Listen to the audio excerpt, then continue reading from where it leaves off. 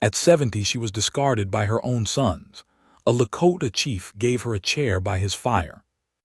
There is a chair by my fire. Not a Lakota thing, a chair. Carved wood, cane-backed. One leg shimmed with a piece of flattened tin because the floor of the earth where I set it slopes a little to the east. I found it in the ruins of a trading post the soldiers burned in the autumn of my 43rd year. That was 11 winters ago now, and I carried it back on my horse and thought nothing much of it except that it was solid and would last. My knees were already beginning to say things to me at night that they had never said when I was young. For 9 winters it sat on my side of the fire. I sat in it in the evenings when the council was done and the meat was eaten and the camp was settling into its own sounds, and I watched the fire and thought about whatever a man thinks about when he is tired and the world has been pressing on him all day. Land. The soldiers moving north again. My son Chayton's cough that would not leave him through the cold months. The river running lower every year than the year before, as if the plains themselves were being slowly wrung out. Then in the winter I turned 54, I gave the chair to a woman. Not to a wife, not to a daughter, to a white woman of 70 years who had been left on the edge of my territory with 2 horses, a trunk of belongings and nothing else, left by her own sons, 2 of them. Grown men with their own ranches and their own wives and their own children, who had decided their mother was too old and too difficult and too much of a burden to keep. I want you to understand what that means before I tell you the rest of it. In my world, in the world I was raised in and lead and will die in, there is no word for what those men did. There is no word because the thing itself is not a thing we have. An old woman is not a burden.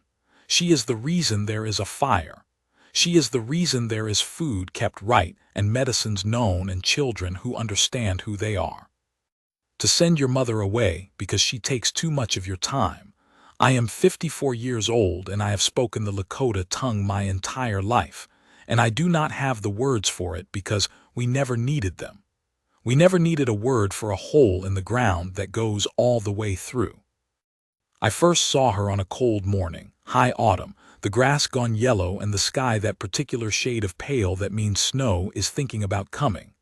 One of my younger men, Hin, came into camp with his horse lathered and said there was a white woman on the south trail, alone, sitting on a trunk, with 2 horses tied to a dead cottonwood. He said she had been there since the night before. He could tell by the frost on her coat. I rode out with 3 men. She was small. That was the first thing. I had expected something larger, the way a person expects danger to be large. She was small and old, and she was sitting straight-backed on that trunk with her hands folded on her lap like she was waiting for a church service to begin. One of those white women's coats, dark blue with the big buttons. Her hair was white as the belly of a winter sky, pinned up under a hat that had seen better decades. Her face was the map of a long life, all the roads still in it. She looked at me when I rode up and she did not flinch. That was the second thing. I have had that experience before, riding toward a white person and watching them flinch, watching their body make the decision to be afraid before their mind has caught up. It is a particular thing to see. I do not enjoy it, not because it offends my pride, though perhaps it does that too, but because it is simply exhausting to be the thing that frightens people before you have done anything at all. She did not flinch. She looked at me the way a woman looks at a man she is measuring, not the color of him, not the manner of his dress, but the weight behind the eyes. I know that look. My mother looked at men that way, my grandmother before her. I said in English, I have spoken it since I was 19, learned from a missionary and then refined by years of necessity. I said, "You have been here since last night." Not a question, she knew it wasn't. She said, "I have." I said, "Your sons left you." Her hands tightened on each other in her lap. Just a small press and then she released it. She said, "My sons made their decision." I got down off my horse. I want you to understand why I did that. I did not get down because I pitied her. I am a chief. Pity is a different animal than what I felt. I got down because a woman of 70 years who has been sitting on her belongings in the frost all night and who still holds her back straight and still looks a man in the eye and still speaks her words clearly. That woman has earned the right to be spoken to on the ground, not from the back of a horse. I stood in front of her. I said, "What is your name?" She said, "Margaret Lorne." I said, "My name is Standing Elk. I lead the people camped 4 miles north and east of where we are standing. You will come with us."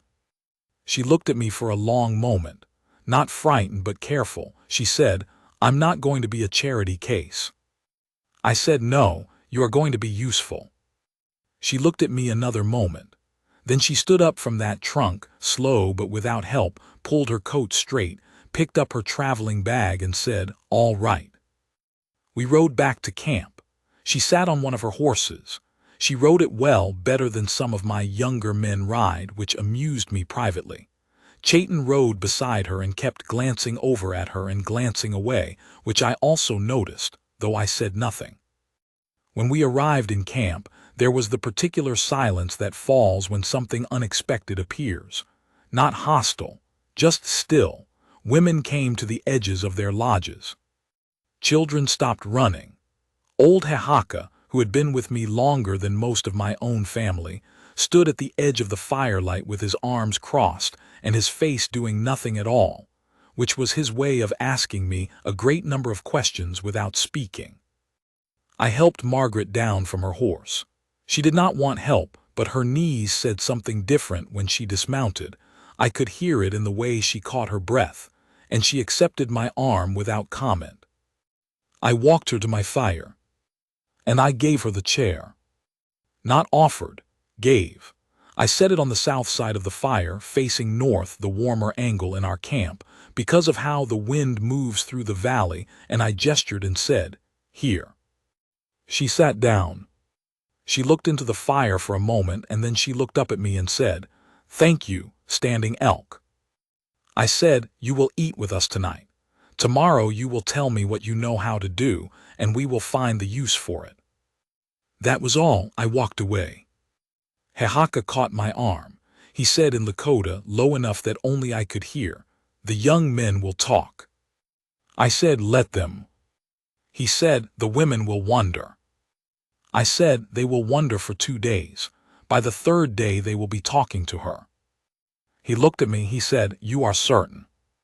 I said, "A woman who sits straight after a night in the frost and does not flinch at the sight of me.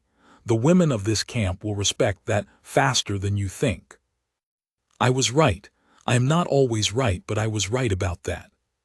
By the end of the first week, Wombley's wife Tashina had appointed herself a kind of guardian of Margaret's sleeping arrangements, which at first Margaret resisted in her quiet and firm way, and then stopped resisting when Tashina ignored the resistance entirely. Tashina is not a woman who is stopped by quiet and firm. She is a woman who could stop a river. Margaret slept warm. That was Tashina's work. What Margaret knew how to do turned out to be several things, and useful ones. She had kept a household for 43 years. She knew how to dry meat so it would last. Her method was not exactly ours, but the two methods turned out to speak to each other.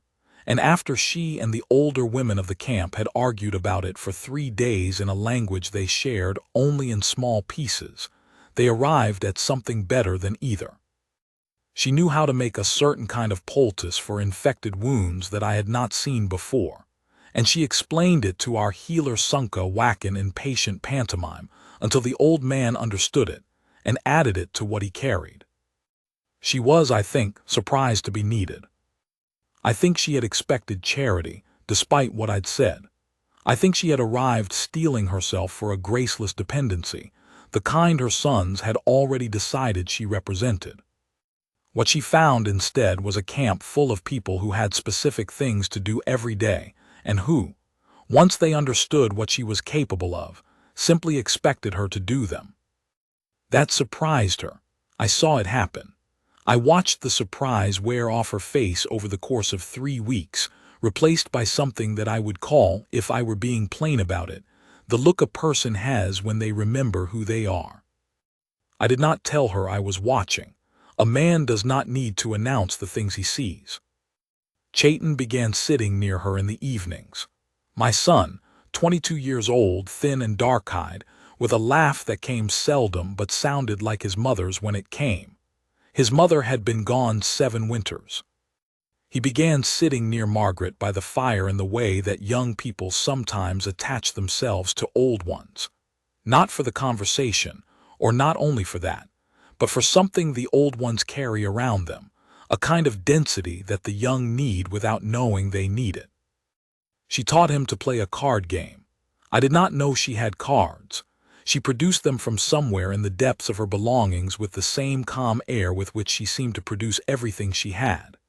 She taught him, and he taught 2 others, and by midwinter there were 6 men playing cards by the fire at night while the wind moved around the camp and the horses stamped in the cold. I watched this from my chair. My chair, which I had reclaimed in early winter when I had a second one brought from the stores, a camp stool, nothing as fine as the caneback but solid enough. The caneback stayed on Margaret's side of the fire. It had become, without anyone declaring it, her seat. Nobody sat in it when she wasn't there. I had not told anyone that. It simply happened, the way certain things in a community happen when the community has understood something, even without words. There was a night in the deep cold. I think it was the month we call the moon of popping trees, the worst cold of the year, when I could not sleep and came out to sit by the fire at some dark hour between midnight and dawn. I expected to be alone. She was there, sitting straight in the caneback chair, wrapped in a good blanket Tashina had made sure she had, watching the fire the way old people watch fires when they are not sleeping and do not particularly want to be found out. I sat down on the stool. I did not ask her why she was awake. She did not ask me the same. We sat there for a while. The fire spoke to itself. The camp was so quiet you could hear the cold, which sounds like nothing but is also a kind of sound. She said finally, "I keep thinking about my youngest." I said nothing. When a person says a thing like that, they do not always need an answer. Sometimes they just need the air to hold it. She said he was the gentler one. I was sure when it came to it that he would. She stopped. She said, "Well." That one word, "well." I have heard men say a word like that after a battle when they are describing a loss and they can't say more. Not grief exactly. Something older than grief. Something that didn't expect to hurt and was wrong. I said, "My wife's brother left our camp when she was dying. Said he had business in the north. Rode out and we did not see him until a month after she was in the ground." She looked at me. I said, "I do not know what is in men who do that. I have thought about it for 7 years and I still do not know. But I think it is not cruelty, most of the time. I think it is. They cannot hold the weight of the thing, and they leave because they cannot hold it, and they do not understand that leaving makes it heavier for everyone still there." She was quiet. Then she said, "That's the most charitable way to say it." I said, "I am not always charitable, but I am correct." She made a sound, not quite a laugh, something that acknowledged the joke while not entirely letting go of the grief beneath it. I know that sound. I have made that sound. We sat by the fire until the camp began to wake. The first sounds, horses shifting, a child, someone's morning fire started on the other side of the camp, the smell of it. The sky going from black to the gray that comes before the color. She did not say thank you when she stood to go in. She did not need to. That is the thing I want to tell you about. Not the gesture of giving the chair, though that mattered, and I knew it mattered, and I meant it to matter. What I want to tell you about is what it is to be the one who holds, the one who says, "Here, there is room, you are not done, I have decided that you are worth shelter," not from softness. From the understanding that a person of this quality, who has lived this long and still holds their back straight, is worth the cost of a seat by the fire. There is a math to it that most people who hold power never learn. What you protect defines what you are. A man who protects what is weak and worthless is a steward of nothing. A man who recognizes worth and acts on it, that is a chief. That is leadership as I understand it. My father taught me that, not in a speech. He taught it by doing it, and I watched him do it, and I understood it in my bones before I understood it in words. Spring came. The snow went fast that year, the way it sometimes does 2 warm weeks and then mud and then the green pushing through, and you look up one morning and the hills are a different color than they were yesterday. Margaret's health had held through the winter. I had wondered about that, 70 years old, the plains cold, the kind of winter that tests people half her age. But she had held. Tashina's ministrations and the warmth of the lodge and the work, I think the work most of all. A person with something to do is harder to kill than a person waiting. In the spring, my youngest son, Elan, came to me. Elan is 17 and has strong opinions, which is appropriate for 17, and which will cost him several painful lessons before it becomes the thing that makes him good. He came to me and said, in the formal way that meant he was trying to be taken seriously, "Some of the men are saying the woman has stayed too long." I let him finish. I always let people finish. He said the men, he named 2 of them, younger men, men who had not yet done enough to have opinions that carried much weight, but who were loud, said it was not right. A white woman sitting by the chief's fire. Said it made us look weak to the soldiers, who had heard about her being with us, and who had not come to take her back, which proved she was not worth their trouble, which meant she should not be worth ours. I said, "Come with me." I took him to the eastern side of the camp, where the drying racks were, and I showed him what Margaret and Tashina's sister were doing with the meat that morning. I said, "Look at the rack second from the left." He looked. I said, "That is not our method. That is hers. We have used it since winter, and we have lost less meat than we have lost in the 3 previous winters combined. Now look at old Sunka Wacken's medicine box. Go look and come back." He went and came back. I said, "What did you see?" He said he has new medicines, things I don't know. I said, "She taught him. He has taught your aunt, who has treated 4 people this winter who might otherwise have not come through." I let that sit. Then I said, "Now tell me again that she is not worth our trouble." Elan was quiet. He is 17 and has strong opinions, but he is also not a fool. He got that from his mother. He said, "What about the soldiers?" I said, "The soldiers decided she is not their concern. A white woman who has been abandoned by her family is not a political matter to men who are trying to hold a frontier. She is an embarrassment to the race of people who abandoned her. If they came for her, they would have to explain why they were coming for her. They won't come." He thought about that. He said, "And if they do?" I said, "Then I will tell them she is under my protection, and that anyone who wishes to remove her will need to discuss the matter with me personally." My son looked at me. He is 17, and in that moment I watched him doing the thing young men do when they begin to understand what a father is for, not just the man who taught them to ride and to hunt and to hold themselves in counsel, but the man who shows them by his own life what it means to make a decision and stand in front of it. He said, "All right, father."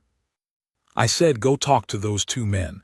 Tell them what I told you about the meat. Don't tell them I sent you, just tell them." He went. The talk died down. Summer. Margaret's daughter-in-law came to find her. Not either of the sons, the daughter-in-law, came herself, 3 days hard riding, with a message that said the older son was willing to take her back if she wanted to come. The message was in writing. The daughter-in-law, a young woman named Clara who had red hair and a tired mouth, and the eyes of someone who had been doing the right thing in the wrong household for some years, read it aloud because Margaret's reading was difficult in the bright sun outdoors.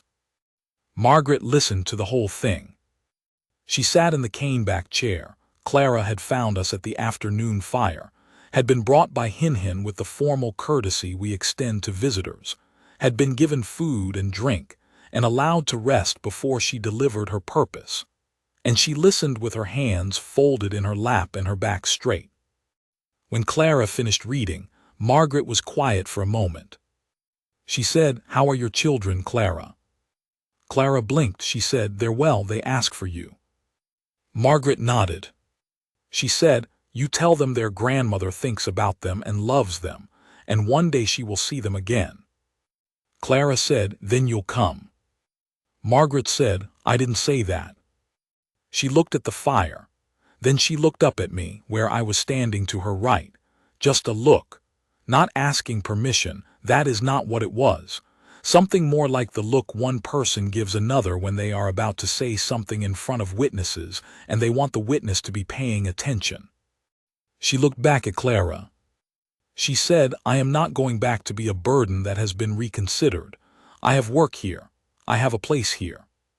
What your husband's family decided in the fall was what they decided, and a man who changes his mind about throwing out his mother because the other arrangement turned out to be inconvenient, I don't call that a welcome.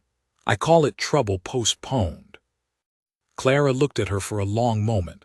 I thought the young woman might argue. Instead she said quietly, "I know." Margaret said, "You tell your children where I am. You tell them they are welcome here when they are old enough to travel." Clara left the next morning. I walked her to her horse. She shook my hand, which surprised me. White women did not in those years generally shake hands. She said, "Thank you for what you've done for her." I said, "She has done as much for us." Clara said, "I believe that." She mounted well, turned her horse, and rode south. I stood in the sun watching her go for a moment, and then I turned back to camp. There is a rhythm to what I am trying to tell you, and I am not sure I am finding it correctly, because what I am trying to tell you is not a story that goes in one direction and arrives at a place. It is more like what the river does. It keeps moving, it changes, but the river is still itself. This is a thing that happened over 2 years, and it changed the shape of things, and the shape of things changed me. A man learns what he is by what he does when there is no instruction, no custom, no clear path. The custom of my people said nothing about a white woman of 70 abandoned on the plains. My father's instruction said nothing about it. There was no ceremony for it. I saw a woman of worth in a place she should not have been because of the failure of men who should have been better, and I made a decision, and then I stood in front of the decision every day after. That is what leadership is, every day after. The second winter was harder than the first. Cold that came early and did not relent. My own knee got bad enough in the cold months that Chayton quietly began helping me up from the stool without being asked, which was both useful and slightly mortifying. Margaret, watching this one evening, said nothing, but I caught the expression on her face. The particular approval of someone who has raised children and recognizes good ones when she sees them. I said, "He takes after his mother." She said, "He takes after you too. He just doesn't know it yet." There is a way a compliment can catch you sideways. You are not expecting it, and it lands in a place that has been empty longer than you realized. 7 years. I had not expected to feel that. I turned to look at the fire. She did not press it. She understood when to let a thing rest. That is rarer than most people know. One night in late winter, I think it was March, the month we call the moon when the geese come back, though the geese were late that year, delayed by some weather in the south, Hehaka sat next to me after the camp had settled and said, without preamble, in the tone he uses when he has decided something, "She is good for this camp." I said, "Yes." He said, "She is good for you." I said nothing. He said, "I am not speaking about marriage. I know better than to speak about marriage." I said, "Good." He said, "I am speaking about the fact that a man who has been leading alone for 7 winters has been carrying a weight that is better carried by more than one person. That is all I am saying." I looked at the fire for a while. Then I said, "She is 72 years old, Hehaka." He said, "A woman who has been alive for 72 years has more useful thought in one morning than most men accumulate in a lifetime. I do not see the problem." I said, "The problem is that I am 56 and the world is still trying to take everything from this camp, and I am one man. Hehaka said, "You are one man who since last autumn has had someone to sit with by the fire at night who is worth sitting with. I have seen the difference. The camp has seen it. Your sons have seen it, including Elan, who is 17 and notices everything even when he pretends not to." I thought about that. I said, "She will not be here forever." He said, "Neither will you. This was always true of everyone." Old men say things like that. It is one of the things they are for. Spring came again, the second spring. Margaret's granddaughter came that spring, 12 years old, dark-haired, sent apparently without the full knowledge of her father, which is to say that Clara had arranged it quietly and said what she needed to say to make it happen. The girl's name was Nell. She had her grandmother's way of looking at a person without flinching, which I noticed immediately, and which made me think certain things run in a line through women that is harder to interrupt than men assume. Nell stayed for 3 weeks. She learned a few words of Lakota that she practiced on everyone willing to stop, and she followed Tashina around with absolute dedication, and she sat with her grandmother every evening. On the night before she left, I watched the two of them by the fire from a distance, the old woman and the girl, and I thought about the particular kind of continuity that does not require a bloodline. Nell would carry something from this place back with her, something that came from her grandmother's 2 winters here, and from what those winters had been, and from the people who had been around the fire. That is also a kind of legacy. She said goodbye to me carefully, both hands, formal, which she had decided on by herself. I told her she was welcome to come back. She said she intended to. She had her grandmother's way of saying a thing as if it were already settled. 2 years and 3 months after I first saw Margaret Lorne sitting straight-backed on a trunk in the frost, Chayton married a woman from the band to the north of us. The wedding was in the old manor, the way I had wanted, and the celebration lasted 2 days.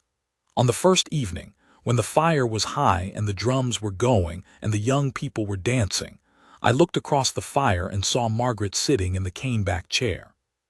She was watching Chayton.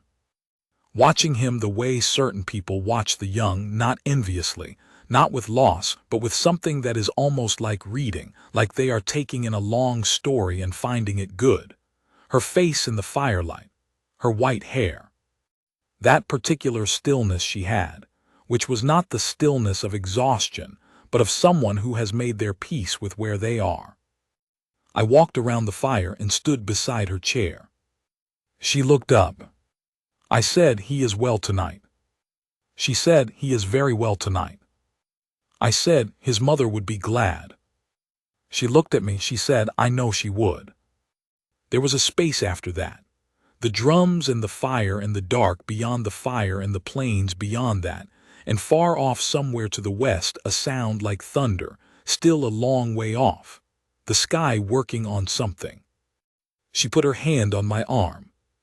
Not reaching for it, just setting her hand there on my forearm, the way a person steadies themselves or steadies another person, a small and certain press of the palm. She was looking at Chayton, I was looking at Chayton. We stayed like that through 2 more songs. That is the whole of what I want to tell you. A woman discarded by her sons found a chair by my fire, and what grew from that is not a word I have in Lakota or in English. It is something between respect and reliance and the particular warmth of a person who chose to stay. I gave her the chair because I saw what she was, and I decided that what she was deserved a place. She gave me back something I had not known I had lost, the company of a person of quality at the end of the day. The chair is still there. Both of them, now her caneback and my stool, on the south side of the fire. The tin shim is still under the one leg. The floor of the earth still slopes a little to the east. She is inside, sleeping. She sleeps earlier than she used to, which is not concerning, only a fact of the years, the way certain things settle into a slower rhythm without being wrong. The fire knows what it is. The night knows what it holds. I am standing elk. I lead this people, and I have done so through hard winters and harder politics and the constant press of a world that would like to remove us from our own ground. I have made decisions that were correct and some that were not, and I have stood in front of all of them. This one I would make again, without a breath of hesitation. She deserved better than she was given. I could provide it. That is a simple equation. That there is warmth in the equation, that the fire on this side of the camp burns a little differently than it did 3 years ago, that a man who has been carrying the weight of a people alone has found, in the quiet hours, a person worth sitting next to. That is between me and the fire and the cold stars working their slow business overhead. She would say that's enough. She would be right. She usually is.